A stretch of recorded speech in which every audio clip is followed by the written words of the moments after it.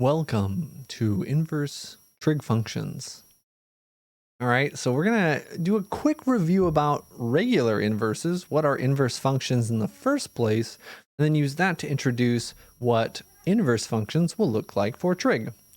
Let's go over to this function. This is the function x cubed, the cubic function. It just means you just cube all the values, and it kind of looks like this.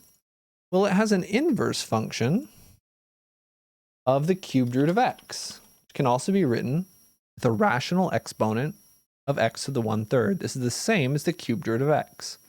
Now notice a couple things here. First off, there's a sort of symmetry. The orange graph is just the blue graph reflected across this diagonal line, y equals x. Okay. And then just the whole thing about inverse functions is that they undo each other. Okay. So inverse functions, right? If I have an inverse function, they undo each other. So like f of f inverse of x, you can think about them, f and f inverse kind of canceling out in a sense. This should undo each other and just be left with whatever we have on the inside. Right? And then also f inverse of f of x should also undo each other in any order. And we can see this in a couple of different ways. Like, for example, if in our case that we're looking at on the graph, right? If I cube something and then take the cubed root, these cancel each other out. We always just get the original input. That's what inverse functions are all about. If some function has a value of y, we can also think about it. What if we take the inverse function of both sides? The inverse function of both sides undoes the function on the left, and now we have the inverse function on the right. And we do that all the time. We use inverse functions all the time. We just don't think about it. Watch this. How do I solve this equation? The answer is inverse functions. Right? What's being done to x? Adding 5. What's the inverse function for that? Subtracting 5. So we apply the inverse function, we subtract 5 to both sides. This is inverse function. That's using an inverse function. Or maybe I'm solving an equation, right? And I have x cubed equals 8. Well, how do I solve this equation? I take the cubed root of both sides. That's using an inverse function. Fun fact, there are actually 3 cubed roots of 8, but one of them is 2. That's the principal cubed root. This red thing right here, whoa, it's an inverse function. We use inverse functions all the time. Inverse functions are especially useful when solving equations, something that we're going to probably do a little later on. Okay, so this is a whole lot of things about inverse functions. One other time you might have seen inverse functions is maybe you're solving this equation. But when you take the square root, you actually get a plus or minus here, which is something a little weird. And fun fact, x squared doesn't have an inverse function. And there's something that you may have heard about inverse functions, and that's called the horizontal line test.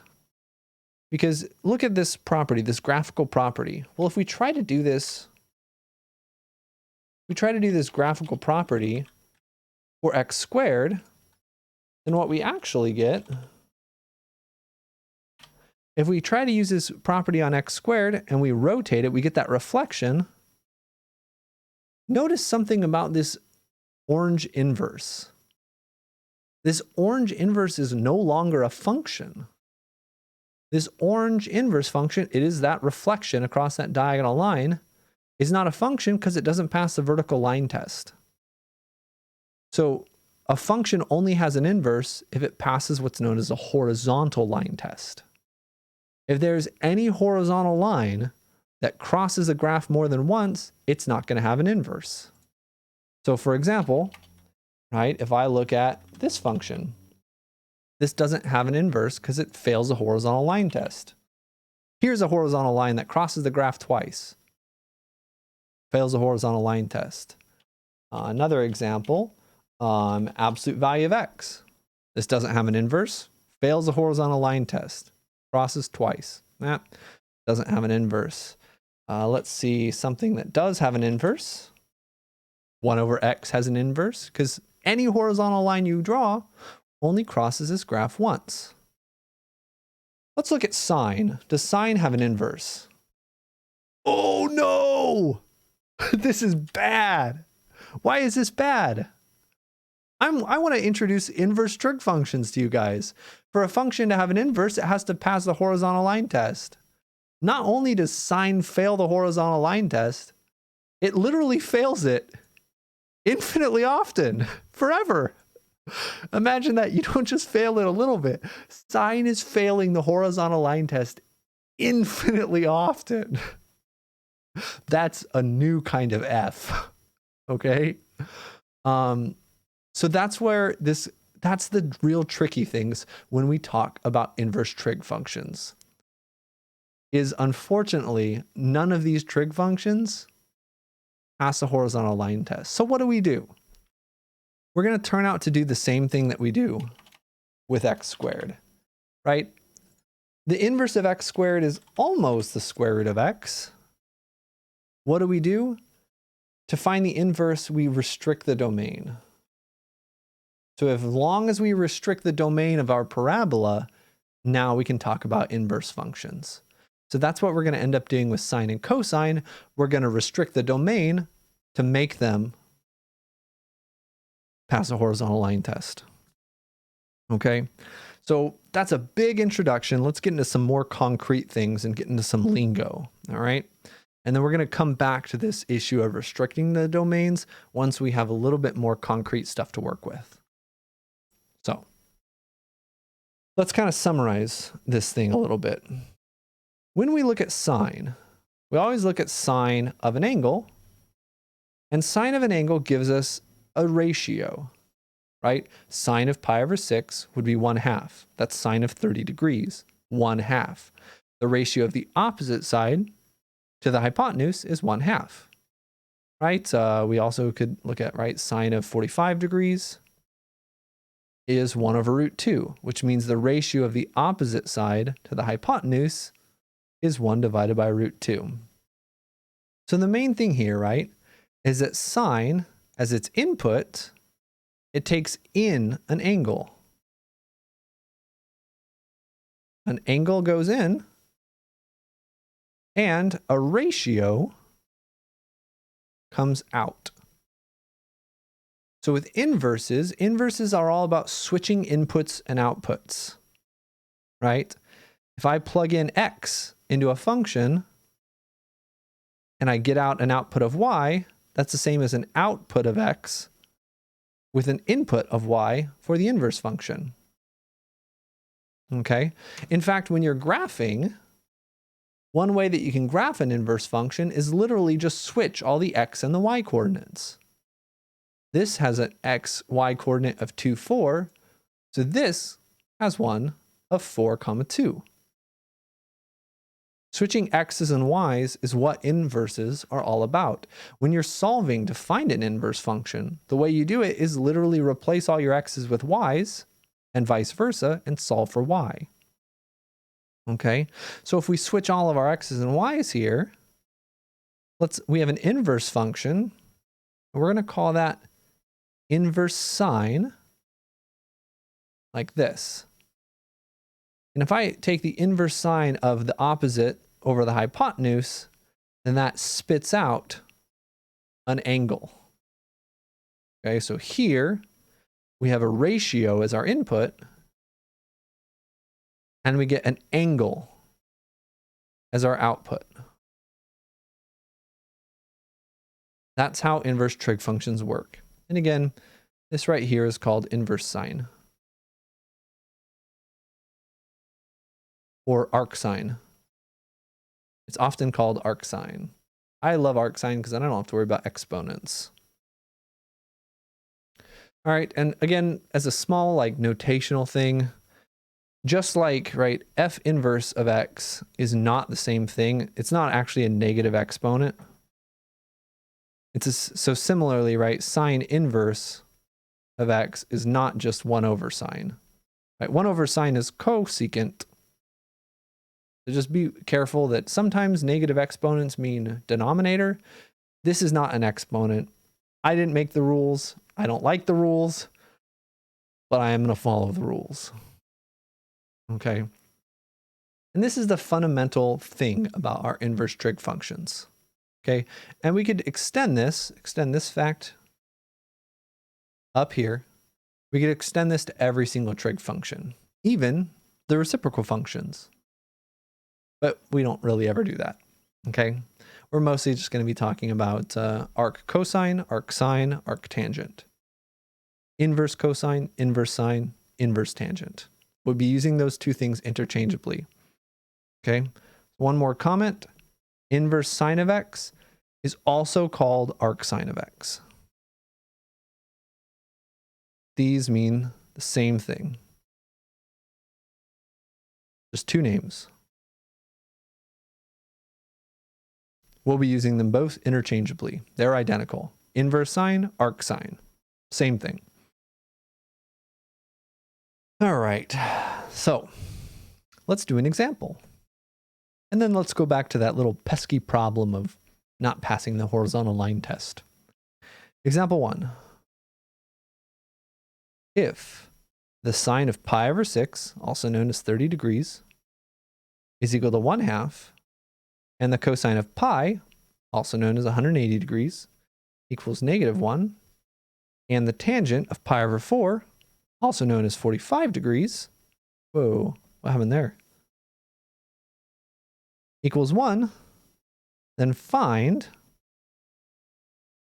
or that's not find. The question is, what do we know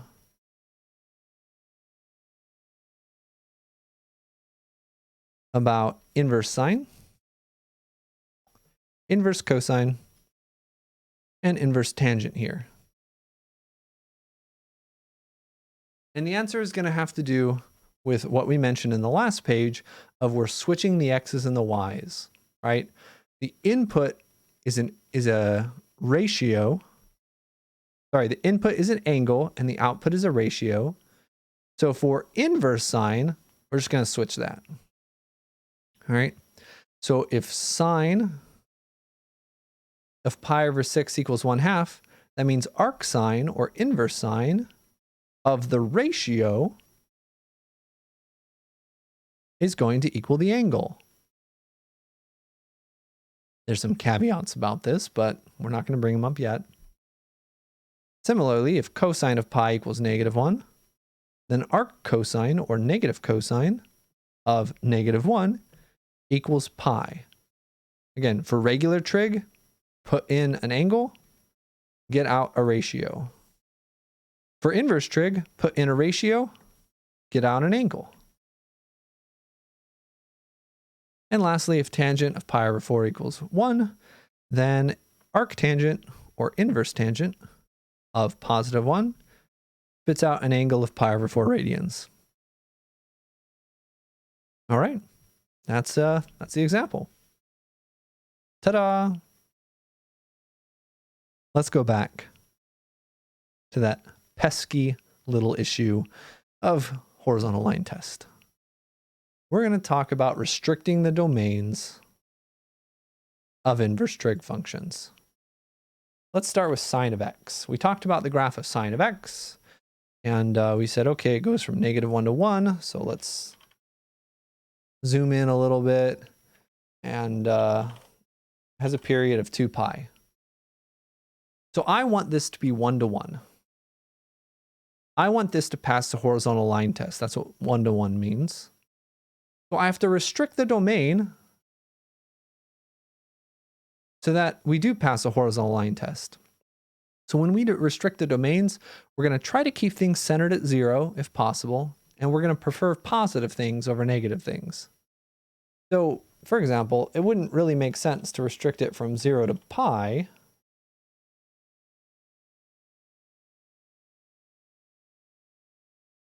right? This wouldn't make sense. This is not one-to-one. This is not how we want to restrict our domain.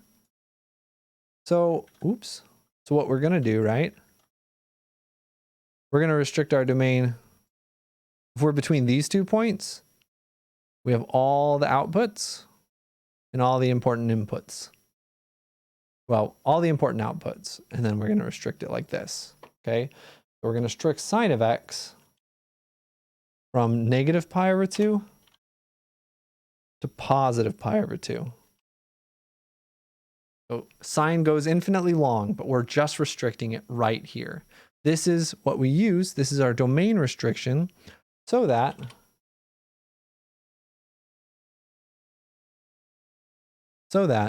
it's now one-to-one. And this is what we'll look at for an inverse function. So what we're going to do is kind of make a table of the trig functions.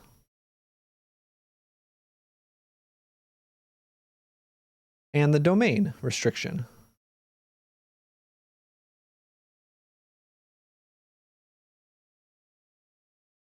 All right, so we started with sine of x. We're going to restrict the domain to negative pi over 2 to positive pi over 2. Because if we do that, we have all of the outputs. Negative 1 to positive 1 is those outputs. And it's now one-to-one. Let's do the same thing with cosine. See what we have to restrict the domain of cosine in order for it to make sense. Let's change this to cosine. So this is no longer a good domain restriction, right? It's not one-to-one, and it doesn't have all the values between -1 and +1. So we like to have things centered at 0, but cosine, to get the different values, actually has to start at 0 and go all the way to pi, right? We have to go from here to here. And this gets everything. So that's 0 to pi. Whoa, that's the wrong button. We're going to use 0 to pi right here. And now cosine is restricted in a way that it's now one-to-one. It passes the horizontal line test. Cosine's restricting from 0 to pi. And then tangent. Let's look at the graph of tangent and let's do the same thing. Tangent of x, Tangent of x failing the horizontal line test. But notice if we just look at a single piece of tangent, each one of these pieces passes the horizontal line test. So that piece is just from negative pi over 4, negative pi over 2, pi over 2. Like so. Now we have a single piece, this single piece. It doesn't actually include pi over 2. It's undefined at pi over 2. Here it's going to be negative pi over 2 to positive pi over 2. And this is going to come into play, especially when we get into some more complicated things. But in the meantime, this is where we're going to restrict our domain. And why this matters is doing things by hand. Calculators are actually going to come in real handy in this section. This domain restriction, all of these domain restrictions, these are all the ranges of inverse trig functions. Right? Inverses are all about switching x's and y's. If x's are the domains of the original function, then y's are the range, right? So the domain of sine is the range of arc sine. Okay. Let's see. That's kind of the most important thing that we need to talk about in this video. Let's just go to this one last comment then, and then we'll be done. Okay. So as long as we're in this interval, right? For angles in these intervals. Whoa, that's not how you spell interval. That was terrible, Jason. For angles in these intervals, the sine of arc sine of theta cancels out completely. And so on, right? The arc cosine Or wait, hold on. This doesn't make any sense.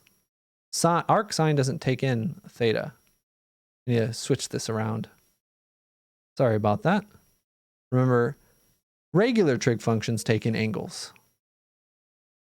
Inverse trig functions take in ratios. So what we're going to have to say is arc sine of sine of theta, they'll cancel out perfectly. Right? Arc cosine of cosine of theta is going to cancel perfectly. Arc tangent of tangent of theta is going to cancel perfectly. But if we're outside of these intervals, weird things happen. Okay? Theta outside these intervals, weird stuff happens. And that's what we have future videos about. Okay? Especially when we get into composite functions. That'll be 8.3.4 and 8.3.5. But in the meantime, that's inverse trig functions. Here's your crash course in it. Don't worry, we're going to talk about it a lot more with future videos. Let me know if you have any questions, and good luck.